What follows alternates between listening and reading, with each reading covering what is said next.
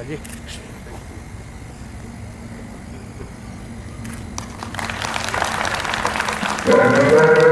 अधिनायक जय हे भारत भाग्य विधाता, पंजाब सिंधु गुजरात मराठा द्राविड़ उत्कल गंगा, विंध्य हिमाचल यमुना गंगा उत्कल जलधि तरंगा, तब शुभ नामे गावे, तब शुभ आशीष मांगे, गावे तब जय गाथा, जन गण मंगलदायक जय हे भारत भाग्य विधाता, जय हे जय हे जय हे जय जय जय जय हे।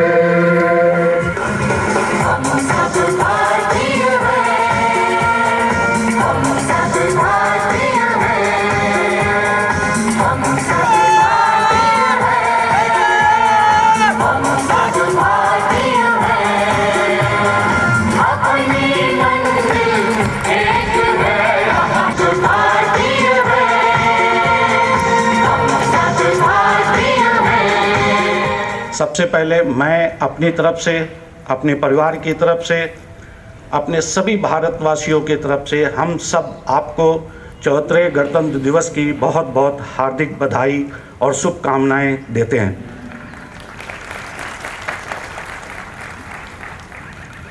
जैसा कि आप जानते हैं, आज हम इस दिन 26 जनवरी को हर साल इस पावन तिरंगे के नीचे खड़े होकर के अपने भारतीय गणतंत्र दिवस को मनाते और एकत्रित होते हैं, जिसको हम एक बहुत महोत्सव की तरह मनाते हैं।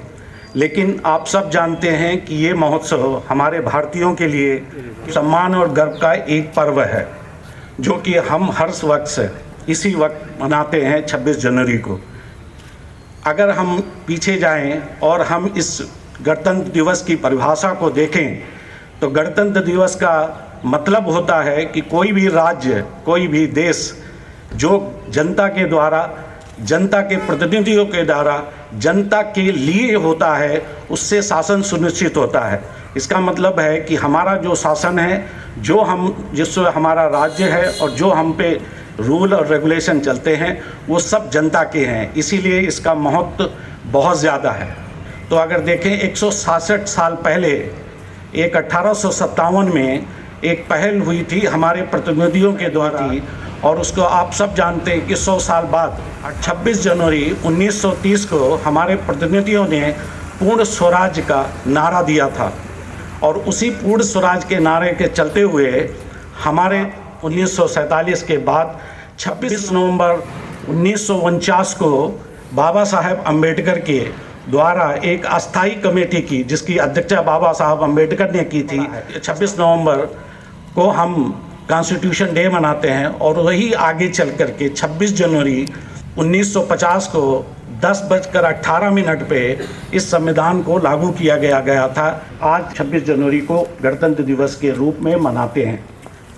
अगर हम आज इस 26 जनवरी का जो गणतंत्र मनाने का फंक्शन और उल्लास या पर्व मनाते हैं, उसका एक मेन उद्देश्य होता है कि हम लोग सब अपने इतिहास में झांकें और उसमें हमने जो उपलब्धियां की हैं, हमने जो खामियां हैं, उसको आगे करके अपने देश को एक ऊपर ले जाएं।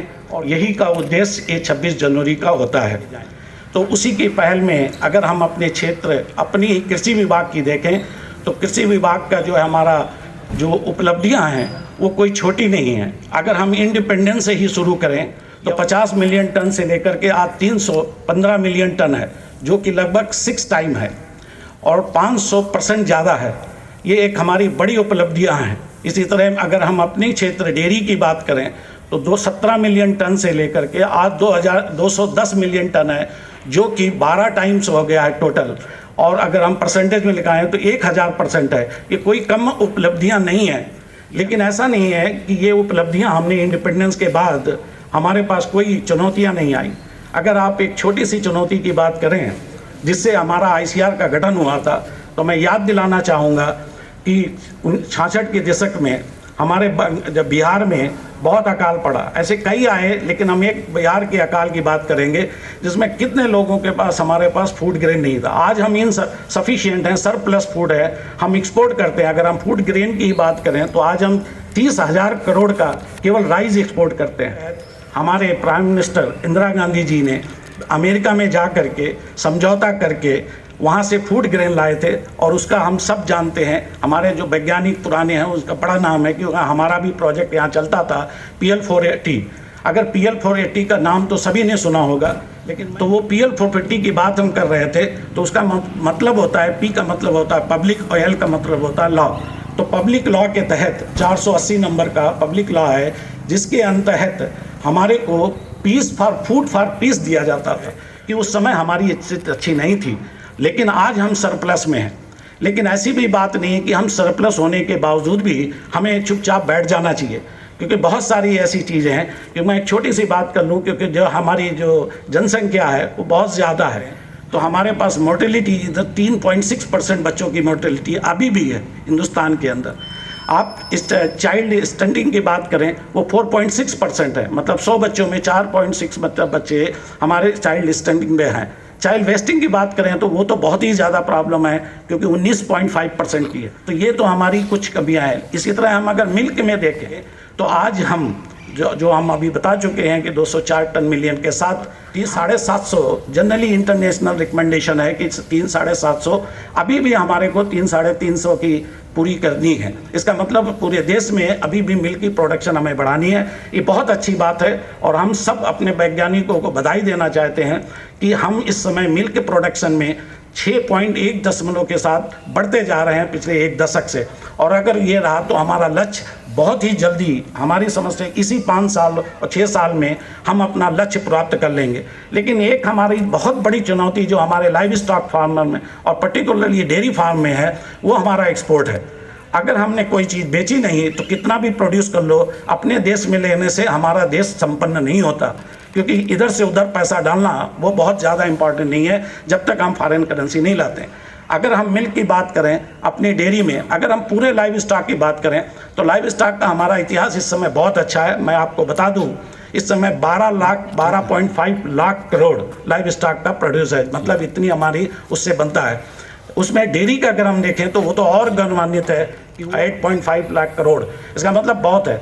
लेकिन अगर हम चुनौती की बात करें तो डेयरी में सबसे बड़ी समस्या हमारे लिए है, जो हम कल भी बात कर रहे थे, और हम इसके लिए अभी आने वाले में एक बहुत बड़ा सेमिनार भी करना चाहते हैं, और वो है हमारा एक्सपोर्ट। एक तरफ अगर हम राइस की केवल बात करते हैं तो 30,000 करोड़ का है, और प्रोडक्शन वहाँ पे 6 टाइम है।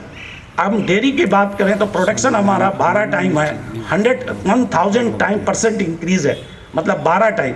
लेकिन अगर हम आपकी एक्सपोर्ट की बात करें डेयरी में तो केवल हमारा 3,000 करोड़ का है, मतलब 1/10 ऑफ राइस इसे। हमारे को ये बहुत, हमारे लिए बहुत बड़ी चुनौती है।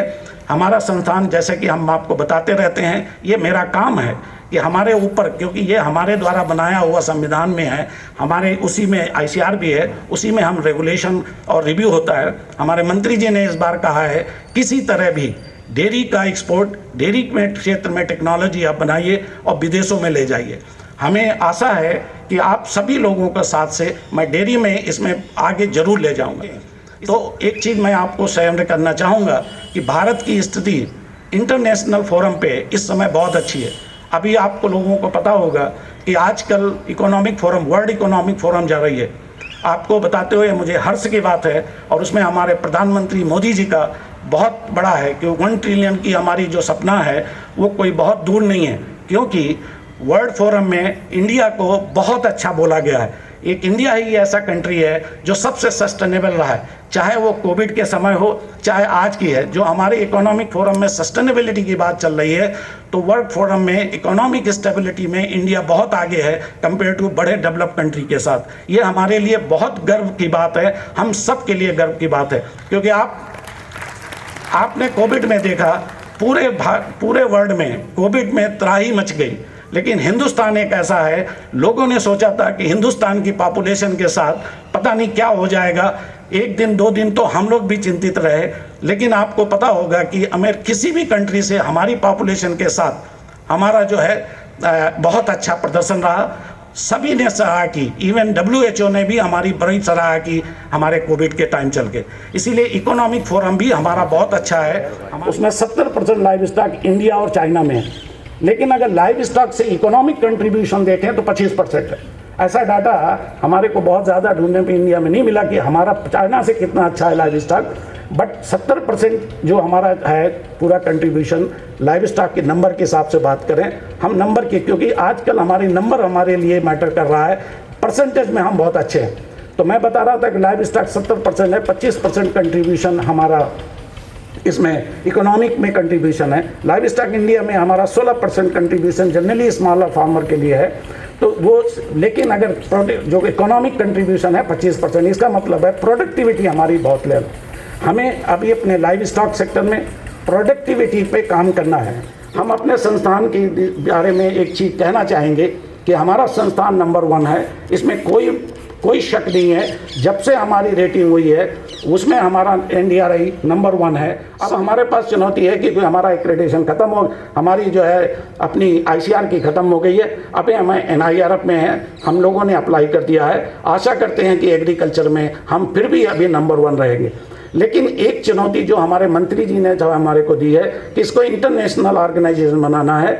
हम सभी से अनुरोध करते हैं और हम अपने सभी लोगों से कि किसी भी फोरम पे आपको हमारी ज़रूरत हो, हमारे काउंसिल की ज़रूरत हो, मंत्री जी ने हमारे को सपोर्ट किया है, उन्होंने हमसे कहा है कि कहीं भी आपको कोई भी चीज़ ज़रूरत है, क्योंकि एक बार हमने उनसे कह दिया था सर हम ऑटोनॉमस नहीं हैं, हमको ऑटोनॉमस बना दीजिए, हमको ऑटोनॉमी दे दीजिए तो हम बहुत कुछ कर सकते हैं। तो उन्होंने कहा ऑटोनॉमी मिले या ना मिले, आपको ऑटोनॉमी हम देते हैं। और इनके वर्ड थे कि आपको कोई भी काम करना है तो आप सीधे सेक्रेटरी के पास, अपने सचिव के पास, अपने DG के पास आइए, और वो अगर उनकी ज़रूरत पड़ेगी तो वो हमारे पास आएंगे और हम पूरा, उन्होंने हमारे को सहयोग दिया है कि हम इसको आगे ले जाएंगे।